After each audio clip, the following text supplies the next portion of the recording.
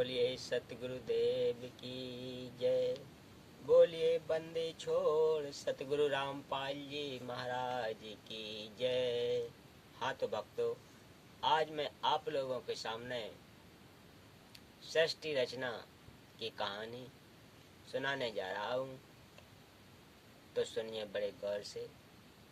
इस कहानी से आपको पता चलेगा कि सबसे पहले इस संसार में कौन आया, इस संसार की रचना किसने की। तो यही कहानी शुरू करने जा रहा हूँ, तो सुनिए बड़े गौर से। भक्तों, अगर आप हमारे चैनल पर नए हैं तो प्लीज़ हमारे चैनल को सब्सक्राइब कर लेवें, बेल आइकन दबाकर ऑल पर क्लिक कर दें, ताकि मैं जो भी वीडियो अपलोड करूं उसकी नोटिफिकेशन आप लोगों तक पहुंचे। तो चलिए शुरू करते हैं।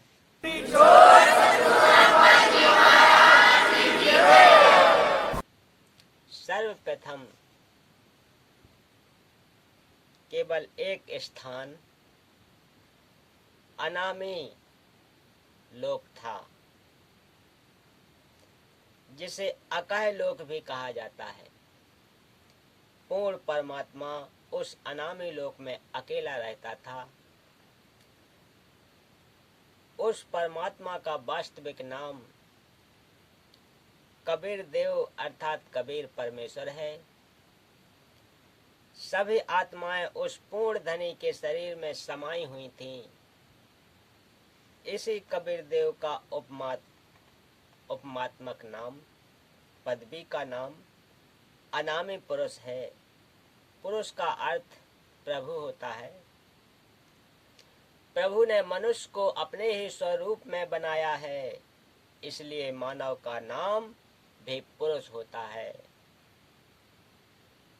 अनामी पुरुष के एक रोमकूप का प्रकाश शंख सूर्यों की रोशनी से भी अधिक है।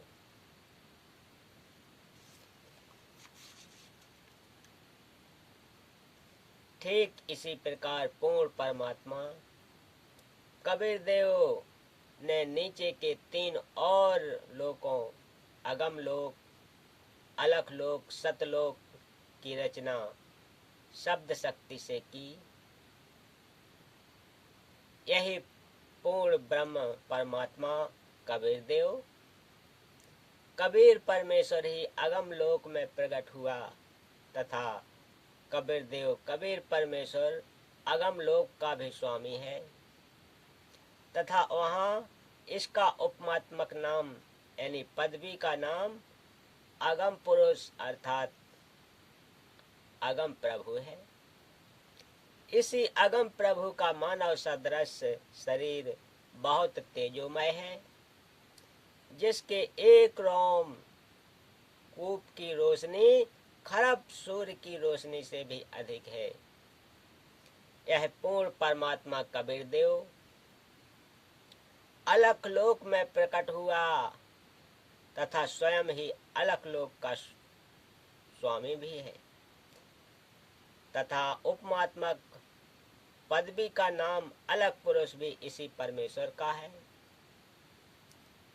इस पूर्ण परमात्मा का मानव सदस्य शरीर तेजोमय एवं स्वयं प्रकाशित है। एक रोमकूप की रोशनी अरब सूर्यों के प्रकाश से भी ज्यादा है। यही प्रभु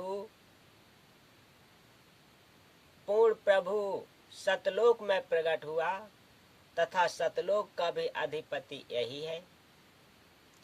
इसलिए इसी का उपमात्मक पदवी का नाम सतपुरुष अविनाशी प्रभु है। इसी का नाम अकाल मूर्ति, शब्द स्वरूपी राम, पूर्ण ब्रह्म, परम अक्षर ब्रह्म आदि है। इसी सतपुरुष कबीर देव कबीर प्रभु का मानव सदस्य शरीर तेजोमय है, जिससे एक रोमकूप का प्रकाश करोड़ों सूर्यों तथा इतने भी चंद्रमाओं के प्रकाश से भी अधिक है। इस कबीर देव कबीर प्रभु ने सतपुरुष रूप में प्रकट होकर सतलोक में विराजमान होकर प्रथम सतलोक में अन्न रचना की है। एक शब्द यानी वचन से 16 दीपों की रचना की, फिर 16 शब्दों से 16 पुत्रों की उत्पत्ति की, एक मान सरोवर की रचना की जिसमें अमृत भरा।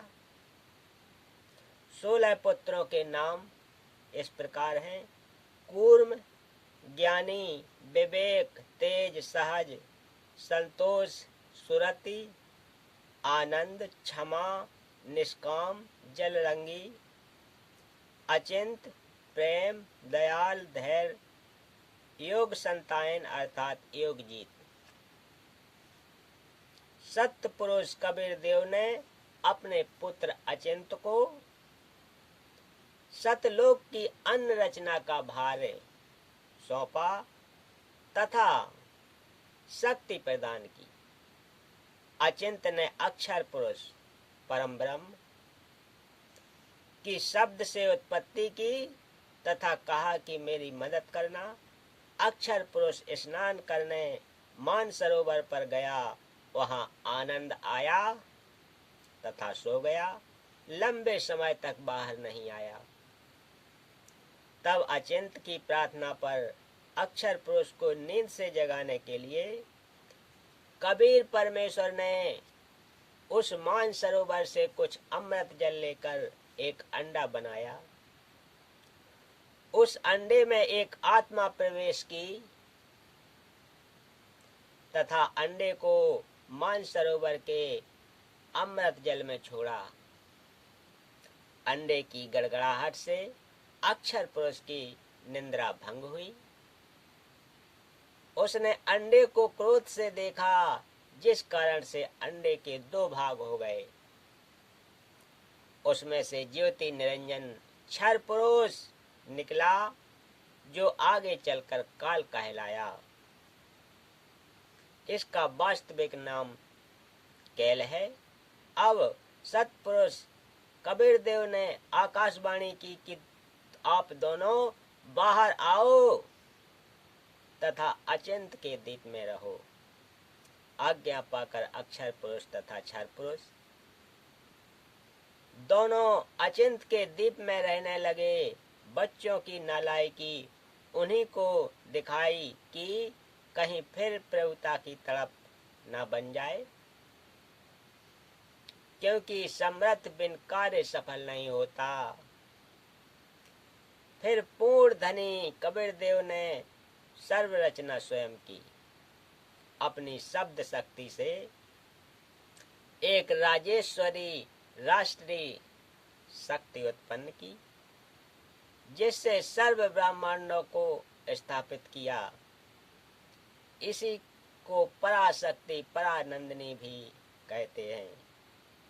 पूर्ण ब्रह्म ने सर्व आत्माओं को अपने ही अंदर से अपनी वचन शक्ति से अपने मानव सदस्य शरीर से उत्पन्न किया। प्रत्येक हंस आत्मा का परमात्मा जैसा ही शरीर रचा, जिसका तेज 16 है, सूर्यों जैसा मानव सदृश ही है। परंतु परमेश्वर के शरीर के एक रोमकूप का प्रकाश करोड़ों सूर्यों से भी अधिक है।